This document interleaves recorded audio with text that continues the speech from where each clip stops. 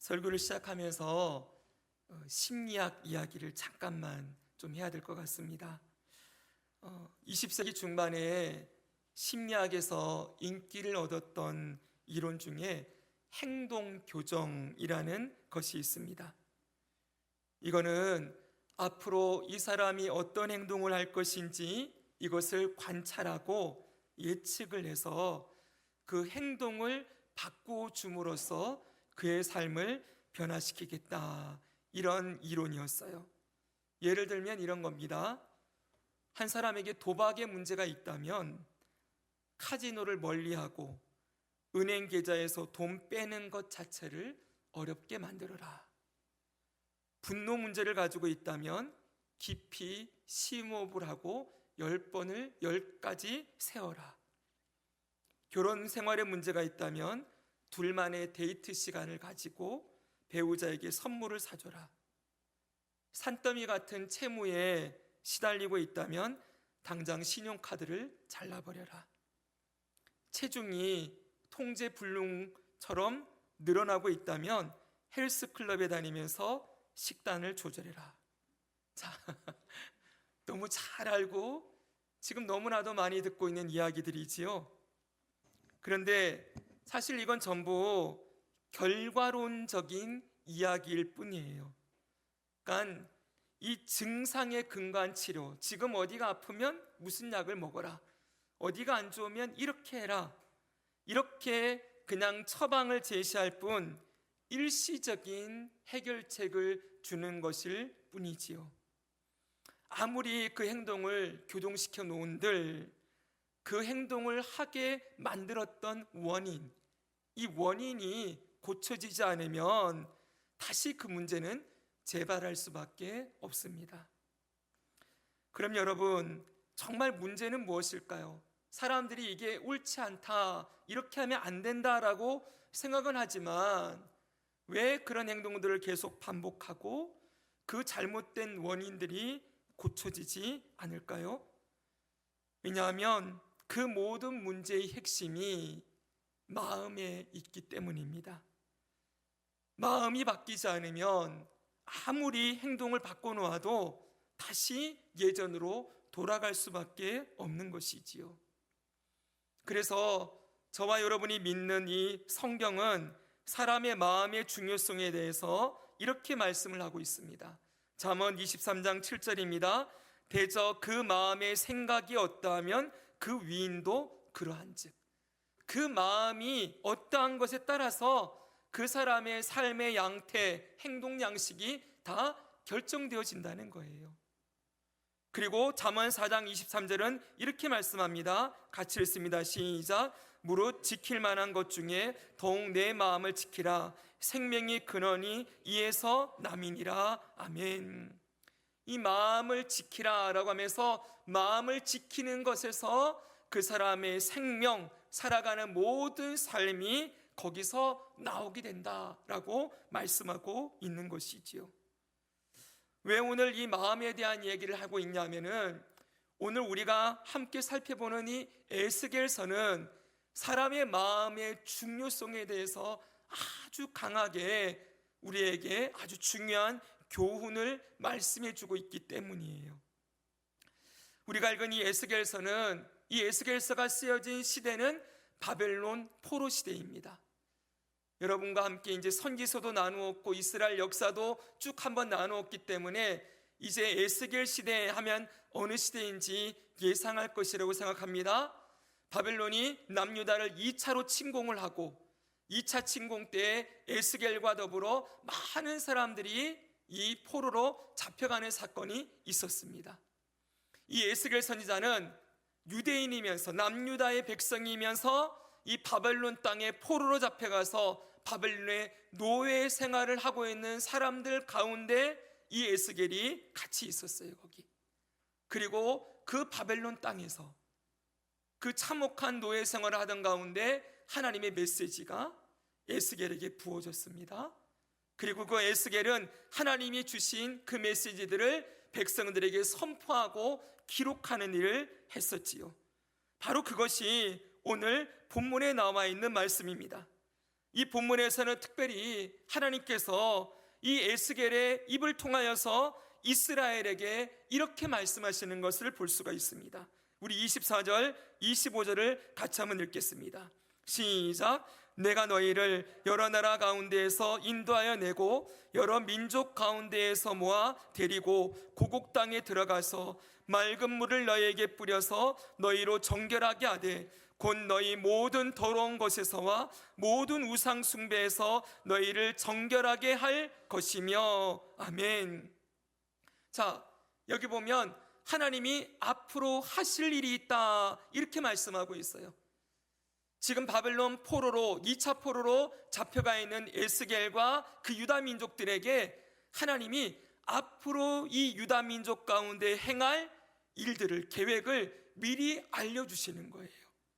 하나님이 무슨 일을 하시겠다고 합니까? 지금 바벨론으로 잡혀가 있는 이 포로들을, 이스라엘들을, 백성들을 다시 고국 땅, 고국 땅이 어디예요? 저 약속의 땅, 가나안 땅, 이 가나안 땅으로 다시 인도하시고 거기에서 그들의 죄악을 정결하게 해주시겠다라고 약속하고 있는 거예요. 자, 그런데 여러분, 이 말씀은요 그냥 앞으로 회복시킬 것에 대한 그런 희망찬 메시지만을 담고 있는 게 아니에요. 여기엔 아주 중요한 의미가 있는데, 왜 이스라엘이 망하게 되었는가? 왜 이 남유다가 하나님의 백성이었던 이들이 저 이방 민족인 바벨론에 침공을 당하고 포로로 잡혀가서 이 참혹한 생활을 하게 되었는가? 그 원인이 무엇인지, 그 이유가 무엇인지를 분명하게 밝혀주고 있는 거예요. 여기 보니까 여러분, 이들이 무엇 때문에 이렇게 포로로 잡혀가고 하나님의 징계를 받게 됩니까? 모든 더러운 것, 그리고 모든 우상 숭배, 이것이 이들이 하나님의 징계를 받는 원인이었어요. 이들은 더러운 죄를 저지르고 우상 숭배를 했기 때문이지요. 선지서를 보면 이 이스라엘이 얼마나 음란하고 얼마나 타락하고 얼마나 우상 숭배를 하면서 하나님의 진노를 불러일으켰는지 이들의 죄악상이 낱낱이 드러나 있어요. 지금 왜 이 얘기를 하는지 아십니까? 이스라엘이 포로로 잡혀가면서 했던 이야기가 있어요. 하나님, 도대체 우리에게 왜 이렇게 하십니까? 우리가 뭘 그렇게 잘못했습니까? 그리고 하나님, 어떻게 우리를 떠나실 수가 있습니까? 아무리 우리가 악해도 저 이방 민족 바벨론보다는 우리는 죄를 덜 지었는데 어떻게 저 이방 민족을 데려다가 우리 민족을 이렇게 망하게 만들 수가 있습니까? 하나님, 우리 죄가 뭔지 얘기해 주세요. 이렇게 외쳤었거든요. 하나님이 딱 대답해 주시는 거예요. 너희들이 지금 이렇게 망하게 된 이유, 바벨론의 침공을 받고 있는 이유, 이것은 너희의 모든 더러운 죄와 우상 숭배의 죄 때문이다 라고 분명하게 가르쳐주고 있는 것이지요. 여러분, 이들이 더러운 죄와 우상 숭배의 죄를 저질렀는데 왜 이런 죄를 저질렀을까요? 그 이유도 나와 있어요. 26절에 이렇게 나와 있습니다. 26절도 한번 읽겠습니다. 시작. 또 새 영을 너희 속에 두고 새 마음을 너희에게 주되 너희 육신에서 굳은 마음을 제거하고 부드러운 마음을 줄 것이며. 아멘. 여기 보십시오. 여기 새 마음, 그리고 굳은 마음, 부드러운 마음, 계속 뭐가 나와요? 마음이 반복되고 있지요. 그렇죠? 여러분, 이 마음이라는 단어는요 히브리어로 레브라는 단어예요. 이 레브는 속사람, 그리고 이 중심, 마음, 의지라는 뜻을 가지고 있어요. 이 히브리인들은요 이 마음이 심장에 있다고 생각했어요. 그래서 여러분, 보통 고대인들도 이 손에 만지면 여기 맥박이 뛰고 있고 목을 만지면 여기 맥박이 뛴다는 거 알았겠죠, 그렇죠? 이걸로 우리의 몸에 피가 돌고 있고 생명이 유지되고 있다는 걸 알았어요. 근데 여러분, 여기 손을 대고 여기 손을 대는 것보다 가슴에 손을 탁 대고 있으면은 여기가 훨씬 더 힘차게 뛰는 것을 발견할 수 있잖아요, 누구나. 이 사람들은 바로 여기로부터 모든 생명이 나온다고 생각했어요. 그래서 이 마음 안에, 이 심장 안에 인간의 혈액뿐만 아니라 그 사람의 인격, 동기, 감정, 의지와 같은 모든 것들이 이 심장으로부터 흘러나온다고 믿었지요. 그래서 이들에게 히브리어의 마음이라는 단어는요, 견과류의 알맹이라는 뜻도 가지고 있대요. 이 알맹이와 같이 모든 것을 구성하는 중심이 되는 것, 이것이 마음이다, 이렇게 그들은 알고 있었다는 거예요. 지금 하나님께서 이 이스라엘이 왜 이토록 죄악을 반복하면서 실패했는지 그 원인을 콕 집었어요. 그 원인이 뭐에 있는 거예요? 마음에 있다는 거예요. 근데 그 마음이 어떤 마음입니까? 그냥 마음이 아니라, 따라해 봅시다. 굳은 마음. 굳은 마음이래요.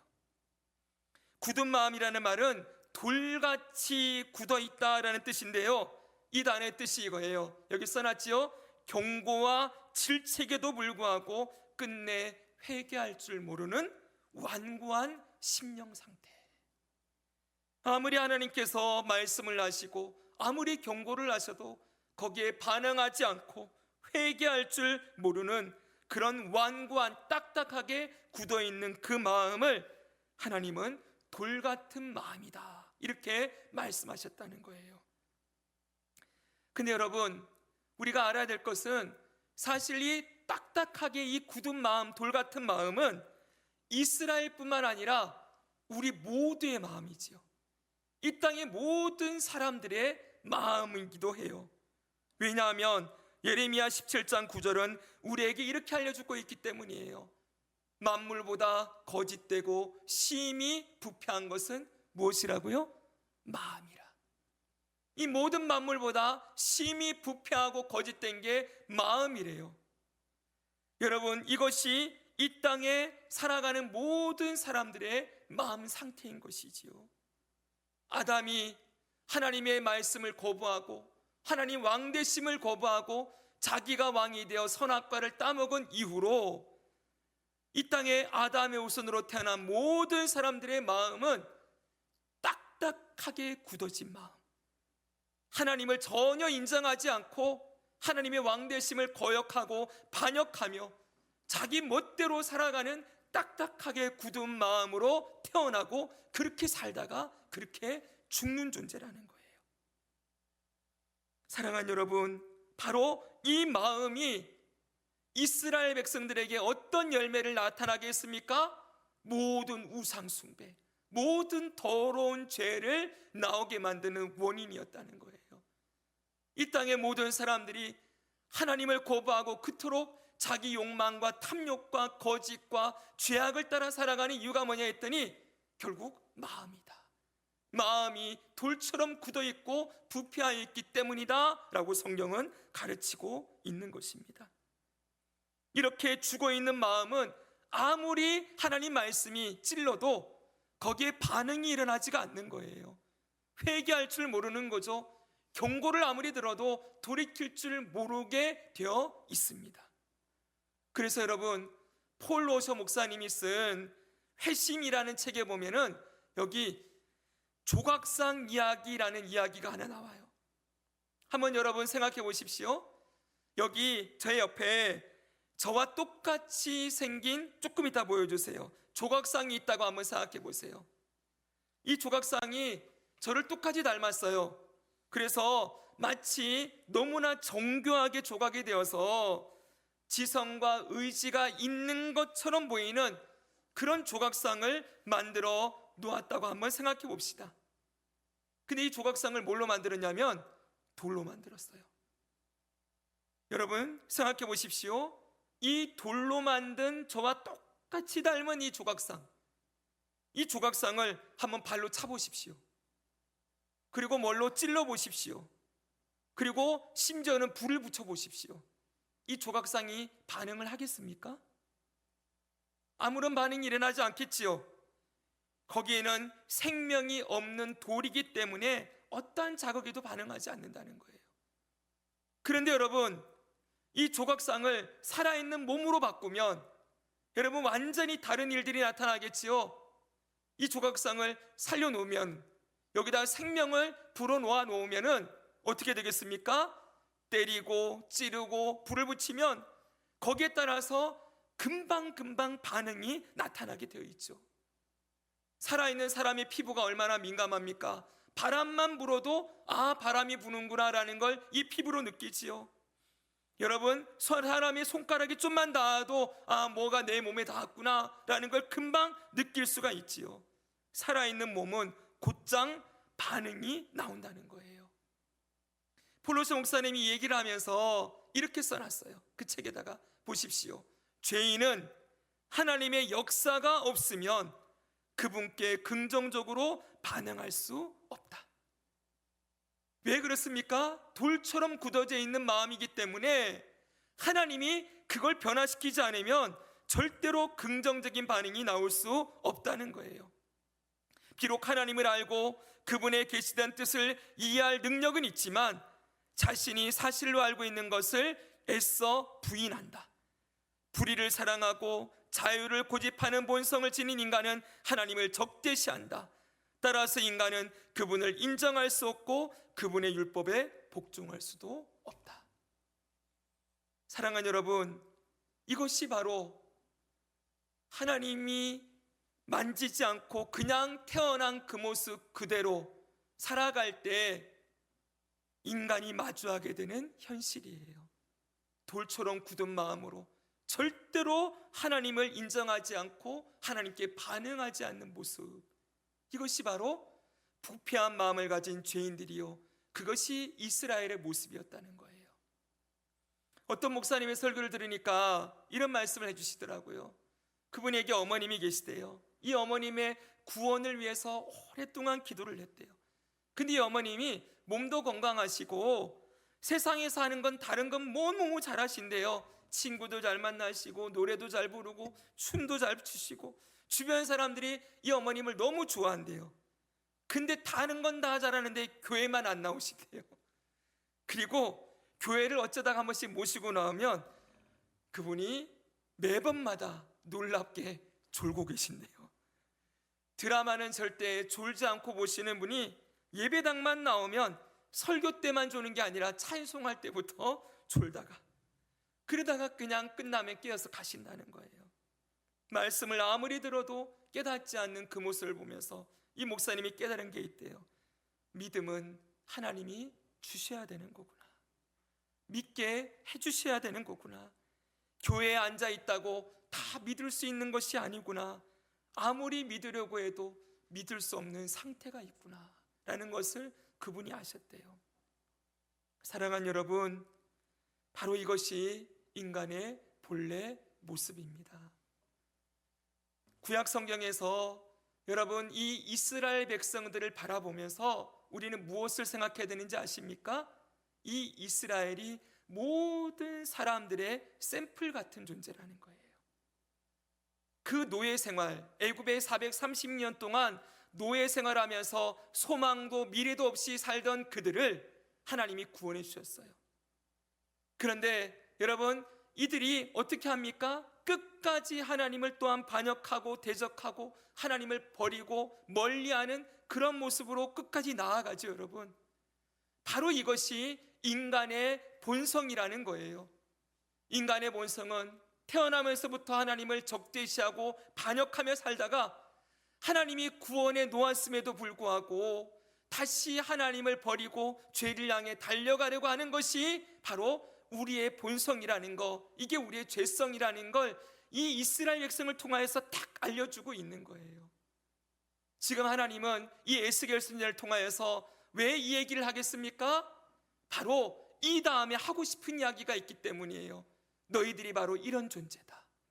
너희들 스스로는 절대로 이 돌 같은 마음을 절대로 해결할 수가 없고 너희 스스로는 절대로 이 죄와 사망의 굴레에서 벗어날 수 없는 존재라는 것을 하나님께서 그들에게 딱 알려주시고, 그리고 난 다음에 하나님이 이제 이들을 위하여서 무엇을 하시는지, 무엇을 하고 싶어 하시는지를 알려주기 위하여서 이 말씀을 주시는 것입니다. 여러분, 이 돌같이 굳어진 마음을 가지고 마침내 범죄하여 바벨론의 징계를 받고 있는, 하나님의 징계를 받고 있는 이들을 향하여 하나님이 뭘 하시겠다고 하십니까? 다른 게 아니에요. 마음을 바꾸시는 일을 하겠대요. 오늘 다시 25절을 보십시오. 25절 보니까 맑은 물을 너에게 뿌려서 너희로 정결하게 하고 그랬어요. 이건 나중에 보겠지만 예수 그리스도의 십자가의 보혈로 그 마음을 깨끗하게 씻어내는 것을 의미하는 말씀이에요. 그리고 26절 이어서 뭐라고 합니까? 또 새 영을 너희 속에 두고 새 마음을 너희에게 주되 너희 육신에서 굳은 마음을 제거하고 부드러운 마음을 주겠다. 여러분, 여기 하나님께서 이들에게 주시겠다고 하는 게 있어요. 뭡니까? 새 영, 새 마음이에요. 여러분, 여기 새 영이라는 말은요, 루하으라는 단어고요, 새 마음은 레브예요. 둘 다 마음이에요. 새 영이나 마음이나 둘 다 마음인데, 여러분, 이 마음은 그냥 마음이 아니지요. 이 안에서 뭐가 나와요? 그 사람의 지성, 감정, 의지, 모든 인격이 나오는 거예요. 하나님께서 이 마음을 어떻게 하겠다는 거예요? 완전히 새로운 마음, 새 마음으로 주시겠다. 이 마음을 무슨 마음이라고 얘기합니까? 부드러운 마음, 이렇게 표현하고 있어요. 여러분, 이 부드러운 마음은 앞에 나왔던 돌같이 딱딱하게 굳은 마음과 대조되는 마음이지요. 문자적으로는 이게 살과 같은 마음이래요. 아까 그건 돌이잖아요. 이 부드러운 마음은 살, 우리 인간의 살이지요. 요 살과 같이 부드러운 마음이래요. 이 마음은 여러분 어떤 뜻이 있냐면 바로 이런 뜻이 있어요. 경고와 교훈에 회개하고 순종할 줄 아는 겸손한 마음. 자, 하나님께서는 바로 이 일을 하시겠다고 말씀하고 있는 것입니다. 마음을 완전히 바꾸시겠다. 여러분이 잘 아시는 말씀 가운데 시편 51편에 다윗이 하나님께 올렸던 기도의 내용의 말씀을 여러분이 잘 아실 것입니다. 거기 보면 다윗이 범죄한 이후에 하나님께 이렇게 기도를 올려요. 보십시오. 6절과 10절에 보소서 주께서는 중심이 진실함을 원하시오니. 이 중심은 마음이에요. 마음이 진실하기를 원하시오니. 그러면서 하나님께 이렇게 고백을 해요. 10절 읽습니다. 하나님이여, 시작. 하나님이여, 내 속에 정한 마음을 창조하시고 내 안에 정직한 영을 새롭게 하소서. 아멘. 여기 어떤 마음이요? 정한 마음, 깨끗한 마음, 정직한 영. 이게 여러분 아까 에스겔서는 뭘 나와요? 새 영과 새 마음이라 그랬죠? 바로 그걸 이렇게 표현하고 있는 거예요. 여러분, 다윗이 기도했던 건 무엇입니까? 하나님, 내 마음을 바꾸어 주십시오. 내 마음을 새롭게 하여 주옵소서 라고 기도하며 나아갔던 것입니다. 사랑하는 여러분, 마음이 변화되지 않고는, 여기 새 마음이라 그랬잖아요. 이건 그냥 잘못된 걸 조금 고쳐서 새롭게 만들어 놓은 게 아니에요. 제가 늘 말씀드리지만 여러분, 중고는 고쳐도 중고지요. 그쵸? 중고는 고쳐도 중고예요. 새 거다라고 할 때는 어떤 게 새 것입니까? 한 번도 안 쓴 걸 새 거라고 말하지 않습니까? 하나님 앞에 지금 다윗이 구하는 건 아예 내 마음을 완전히 새로운 마음으로 바꾸어 달라고 기도하는 거예요. 왜요? 마음이 바뀌어야만, 새 영과 새 마음으로 변화되어야만 이 죄를 이기고 이 죄와 사망의 노예에서 벗어날 수 있기 때문에 그렇게 간구하고 있는 것이지요. 자, 여러분, 하나님은 이스라엘에게 뭐라고 말씀하십니까? 너희에게 새 영과 새 마음을 주고 굳은 마음을 제거하고 빼버리고 부드러운 마음으로 바꾸시겠다, 그렇게 말씀하시는데, 여러분 이걸 어떻게 하십니까? 이렇게 새 마음으로 바꾸는 이 일을 어떻게 하시는지 27절 다시 보세요. 이걸 하는 이걸 이루는 방법이 있어요. 무엇입니까? 내 영을 너희 속에 두어. 한번 따라합시다. 내 영을 너희 속에 두겠다. 여기는 내 영이에요. 앞에 새 영이랑 헷갈리면 안 됩니다. 앞에 나오는 새 영과 새 마음은 우리 마음을 얘기하는 거고요. 여기 내 영은 하나님의 영이에요. 하나님의 영을 너희 속에 두겠다 라고 말씀하고 있는 거예요. 여러분, 하나님의 영이 누구이십니까? 바로 성령 하나님이십니다. 할렐루야, 성령 하나님. 그래서 여러분, 제가 오늘 이 말씀을 드리는 이유는 앞으로 우리 지난주에 이명진 목사님이 성전 시리즈를 해주셨는데 이제 수술하시고 좀 회복하셔야 되잖아요. 그 기간 동안 성령의 임하심이라는 주제로 여러분과 이 성령님에 대한 이야기를 좀 여러 주 동안 나눠보려고 그래요. 기도하던 가운데 우리가 얼마 전까지 믿음의 사람들을 배웠잖아요. 히브리서 11장의 말씀을 끝나고 난 뒤에 하나님 수요일날 무슨 말씀을 전해야 되겠습니까? 기도하던 중에 여러 가지 생각이 했어요. 예전에 한번 했던 요한계시록의 말씀을 한 번 더 나눌까 이런 생각도 하고, 또 교리에 대한 부분을 좀 나눌까 이러다가 먼저 주시는 마음이 이 성령님에 대한 내용들을 함께 나누기를 원하시는 것 같아서 이제 목사님이 돌아오시면 또 성전 시리즈 할 겁니다. 근데 다 끝나시면 또 제가 이어서 이 성령에 대한 말씀들을 계속 여러분과 이어나가고자 합니다. 여러분, 하나님이 지금 뭘 하신다고 말씀하세요?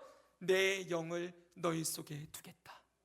여러분, 이 말씀이 언제 이루어집니까? 공식적으로 예수님이 승천하시고 그리고 오순절 성령 강림 사건으로서 이 말씀이 완전히 성취되는 일이 일어나죠. 공식적으로 성취되는 일이 일어나게 되어져요. 지금 하나님은 뭘 준비하고 계세요? 구약시대에도 성령이 역사하셨습니다. 성령님이 일하셨어요. 그런데 또 말씀드리겠지만 구약시대의 성령님은 특별한 사람에게 임했어요. 그가 사울이라든지 다윗이든지 아주 큰 일을 하던 사람들에게 성령이 임하셔서 그를 감동시키시고 그를 통하여 어떤 큰 일을 행하셨잖아요. 그리고 선지자들이나 왕이나 이런 사람들에게 성령이 임하셨는데, 이제 이 말씀은 특별한 사람에게 성령을 주시겠다라고 하시는 것이 아니라 모든 이스라엘 백성들에게, 모든 하나님의 백성들에게 하나님의 영을 주셔서 그 마음속에 거하게 하시겠다, 이렇게 약속하는 거지요. 그래서 여러분, 이 말씀은 예수님의 구속사역의 결과로 결국 성령이 임하시게 되는 것을 미리 예고하신 중요한 말씀이라는 거예요. 그래서 이 성령의 임하심에 대해서 여러분과 나누면서 오늘 에스겔서의 말씀을 먼저 나누는 이유가, 성령님이 그냥 가만히 계시다가 뚝 떨어지는 게 아니에요. 그냥 오신 게 아니고 하나님의 구원의 계획 가운데 하나님이 우리를 사랑하셔서 죄와 사망에서 건지시고 하나님의 백성을 만드시고 우리를 영화롭게 거룩하게 변화시키는 그 구원의 계획 속에 성령님을 보내실 계획을 미리 세우셨다라는 것을 여러분과 함께 나누기 위하여서 오늘 에스겔의 말씀을 함께 보고 있는 것입니다. 여러분, 성령님이 오셔야, 성령이 임하셔야 그 사람의 마음이, 굳은 마음이 제거되어지고 부드러운 마음으로 변화되는 새 영과 새 마음의 역사가 일어나게 되는 것입니다. 그래서 여러분, 이 성경은 이러한 변화를 우리는 신약 성경을 보면은 거듭남, 중생이라고 얘기를 해요. 마음이 완전히 바뀌는 것, 새 마음과 새 영으로 바뀌어지는 걸 뭐라고 한다고요? 중생, 거듭남이라고 얘기한다고요. 요한복음 3장 3절을 보면은 예수님이 니고데모와 대화하면서 이렇게 말씀하는 것을 볼 수 있어요. 잘 아시는 말씀입니다. 예수께서 대답하여 이르시되 진실로 진실로 내게 이르노니 사람이 거듭나지 아니하면 하나님의 나라를 볼 수 없느니라. 3장 5절 같이 읽겠습니다. 예수께서 시작. 예수께서 대답하시되 진실로 진실로 내게 이르노니 사람이 물과 성령으로 나지 아니하면 하나님의 나라에 들어갈 수 없느니라. 아멘. 여기 보십시오. 앞에는 사람이 거듭나지 아니하면 그랬어요. 그리고 뒤에는 물과 성령으로 나지 아니하면, 태어나지 아니하면, 이런 뜻이에요. 여러분, 이 거듭남이라는 단어는 장소를 나타내는 단어예요. 장소. 저를 보십시오. 위로부터, 이런 뜻을 가지고 있어요. 위로부터 무언가가 와서 다시 태어나게 해야 된다는 거예요. 위로부터 무엇이 와야 됩니까? 성령 하나님이 오셔야 된다는 거예요. 물과 성령으로, 이 물은 예수의 보혈의 피를 의미하는 거예요. 예수의 피와 그 피가 그 죄를 씻어주시고 그 마음에 성령님이 오셔야, 그래야 하나님의 나라를 보고 들어가게 된다라고 가르치고 있는 것이지요. 그래서 여러분, 이 거듭남, 성령으로 거듭나는 이것은 너무나도 우리의 인생에, 우리 그리스도인의 삶에 결정적인 주제라고 말할 수가 있어요. 거듭나지 않으면, 이 말은 다시 말은 뭐예요? 그 마음이 바뀌어지지 않으면. 어떻게 바뀌어요? 성령이 오셔서 그 굳은 마음을 제거하고 부드러운 마음을 주시지 아니하면 하나님 나라의 백성이 될 수 없다는 거예요. 여기 이 원문에 보면은요, 아무도라는 이 단어가 원문에 있는데 우리 개역 성경에는 생략되어 있어요. 아무도예요. 물과 성령으로 거듭나야, 그렇지 않으면 아무도 하나님 나라를 볼 수 없다.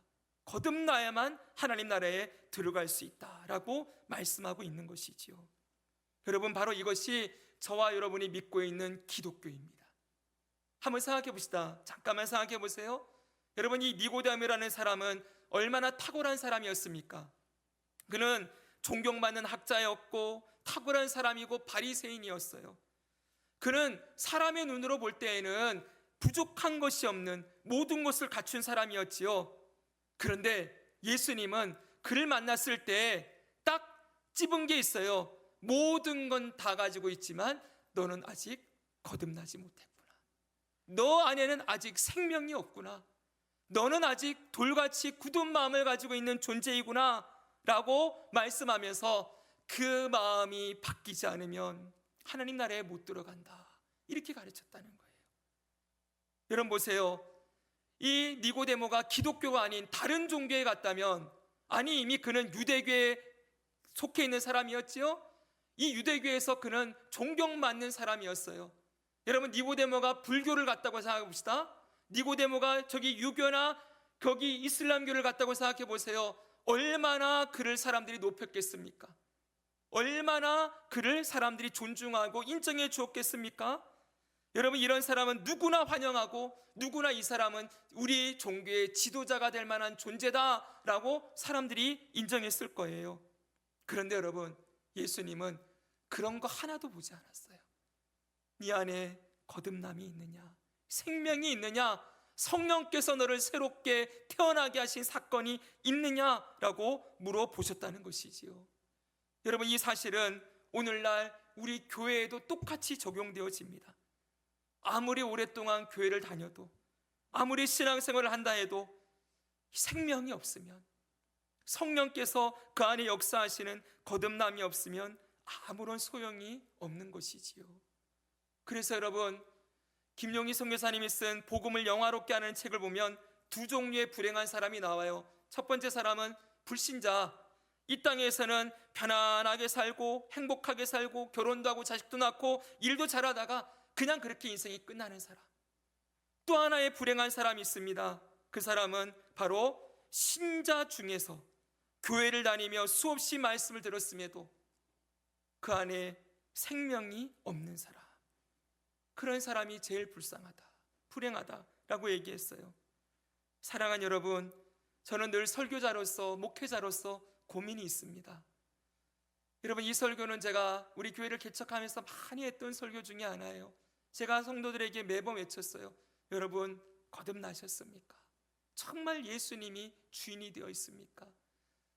많이 가르치고 많이 했는데 참 많은 분들이 어려워했어요.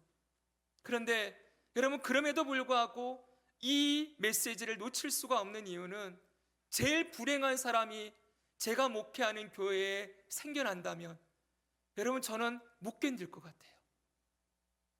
평생 같이 신앙생활하고 예배드리고 찬송하고 했는데, 주님 나라에 섰는데, 주님 앞에 섰는데 주님이 나는 저 사람을 모른다 라고 말씀하시는 사람이 있다면 그 책임이 누구에게 있겠습니까? 저에게 있겠지요. 물론 그 사람에게도 있겠지만은 여러분, 그런 일이 일어나지 않기를 원하기 때문에 여러분, 우리가 계속해서 들어야 될 말씀은 정말 우리가 예수 그리스도의 생명이 있는 사람인가? 내가 정말 이 예수의 생명으로 충만한 자인가? 이것을 늘 점검하고 돌아보는 일은 우리가 게을리하지 않을 수가 없는 것입니다. 성경은 분명하게 이렇게 말씀하고 있습니다. 요한복음 1장 12, 13절, 영접하는 자 곧 그 이름을 믿는 자들에게는 하나님의 자녀가 되는 권세를 주셨으니 이는 혈통으로나 육종으로나 사람의 뜻으로 나지 아니하고 오직 하나님께로부터 난 자들이니라. 끝에 보십시오. 오직 하나님께로부터 난, 이 난이란 단어는 태어난 이거예요.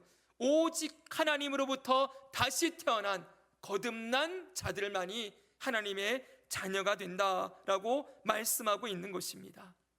사랑하는 여러분, 우리 모두는 하나님으로부터 태어나야만 하는 존재입니다. 죄인으로 태어났다가 그 죄인으로 살다가 죽었던 우리들이 다시 예수 그리스도의 보혈과 성령의 역사하심으로 다시 태어나게 되는 일이 있어야만, 그래서 그 마음이 돌같이 굳은 마음이 아닌 부드러운 마음으로 변화되는 일이 있을 때 비로소 예수의 생명으로 하나님의 나라 백성으로 자녀로 살아가는 특권을 누리게 되는 것이지요. 사랑하는 여러분, 이렇게 하나님의 영이 임하시면, 그 하나님의 영이 임하시면 어떤 일이 일어납니까? 27절 보겠습니다. 이런 일이 일어나요. 너희로 같이 한번 읽습니다. 시작. 너희로 내 율례를 행하게 하리니 너희가 내 규례를 지켜 행할지라. 아멘. 너무 중요한 말씀이에요. 지금 이스라엘은 하나님이 그들의 왕이 되시면서 말씀을 주셨음에도 끝까지 하나님 말씀을 거부하고 우상 숭배했지요. 그렇죠, 여러분? 근데 왜 그랬다고요? 굳은 마음이니까. 근데 성령이 그 안에 들어가셔서 부드러운 마음으로 변화시키면 어떤 일이 일어난다고요? 하나님의 율례와 규례를 지켜 행하게 되어진다. 여러분, 이 말씀을 오해하면 안 돼요. 100% 이렇게 처음부터 한다는 말이 절대 아니에요. 한 번도 제대로 안 했던 사람들이 이제 성령께서 그 마음을 변화시키니까 어떤 일이 일어나요? 하나님 말씀에 부드러운 마음이잖아요. 아까 부드러운 마음의 뜻이 뭐라 그랬어요? 하나님의 교훈과 말씀에 반응하며 겸손하게 순종하는 마음이 부드러운 마음이라 그랬잖아요. 이제 말씀에 순종하는 일이 생겨나기 시작하는 거예요. 주의 말씀을 따라 살고 싶고, 넘어지고 실패하지만 그럼에도 불구하고 그 말씀이 인도하시는 자리까지 가려고 몸부림치고, 어떻게든 하나님이 나의 생명의 주인이심을 인정하고 믿음으로 살아보려고 하는 그런 역사가 내가 아닌 내 안에 계신 성령을 통하여서 일어나게 되어진다라고 약속하고 있는 것이지요. 다음 주에 계속해서 성령이 그 안에 거하시면 어떤 변화가 일어나는지를 계속 살펴보게 될 거예요. 사랑하는 여러분, 이미 저와 여러분에게 이런 변화가 시작된 줄 믿습니다. 여러분, 성령께서 우리의 마음을 이미 변화시켜 주셨기에 저는 여러분들이 오늘 이 자리에서 나와서 주의 말씀에 귀를 기울이고 어떻게든 이 말씀 붙들고 살아가려고 하는 믿음의 삶을 살아가고 가게 되신 줄 믿습니다. 이건 우리의 힘이 아닌 성령의 역사인 거예요. 자, 하나님이 이렇게 하시겠다. 앞으로 예수 그리스도를 믿는 자들에게 성령을 보내셔서 이런 역사를 일으키겠다라는 걸 미리 다 말씀을 해주시고 계세요. 그리고 결론적으로 이런 변화를 일으키셔서 하나님이 궁극적으로 하시고자 하시는 일, 그것이 28절입니다. 28절 읽고 마치겠습니다. 내가 너희 조상들에게, 시작, 내가 너희 조상들에게 준 땅에서 너희가 거주하면서 내 백성이 되고 하나님이 되리라. 아멘. 하나님께서 하나님의 영을 보내셔서 그 마음을 바꾸셔서 하고자 하시는 궁극적인 목적이 뭐예요? 하나님이 그들의 왕이 되고 그들이 하나님의 백성이 되어서 하나님의 말씀에 순종하는 자로 살아가도록 변화시키는 일, 이게 정말 하나님이 하고 싶어하는 일이라는 거예요. 여러분, 이 마음이 보이십니까? 계속 볼 겁니다. 여러분, 구약의 하나님이 어떤 분은 막 진노하시고 심판만 하시니까 구약의 하나님은 이 진노의 하나님이시고 신약의 하나님은 사랑하신다고 하니까 사랑의 하나님 이렇게 막 얘기하는데 절대 그렇지 않아요. 이런 메시지들 보십시오. 정말 하나님이 하고 싶어하는 일은 그 백성을 구원하여 하나님의 백성 삼고 그들의 영을 마음을 바꾸어서 그들이 하나님 말씀에 순종하며 하나님의 영광을 나타내는 자로 회복시키는 일, 바로 이것을 하고 싶어 하신다는 거예요. 오늘 이 귀한 말씀이 우리 삶에 이루어진 줄 믿습니다. 이 말씀의 약속을 하나님이 신실하게 이루셔서 이 말씀이 주어진 지 3,500년이 지난 약 2010년이니까 2,500년 전에 이 말씀 주어졌어요. 2,500년 전에 주어진 이 말씀이 오늘 2025년을 살아가는 우리에게도 그대로 이루어져서 오늘 우리가 하나님을 아버지로 모시고 하나님의 자녀로 하나님의 생명을 누리며 살아갈 수 있게 된 것을 믿습니다. 그 하나님께 감사하고 우리 안에 살아계신 성령님의 인도하심을 따라 우리가 일평생 살아감으로 우리 삶에 주의 말씀이 이루어지고 주의 말씀을 통하여서 우리와 우리의 가정이 살아나고 회복되어지고 이 말씀으로 세상을 살리고 구원하는 사명을 힘써 감당하는 저 여러분 되기를 주 예수님의 이름으로 축복합니다.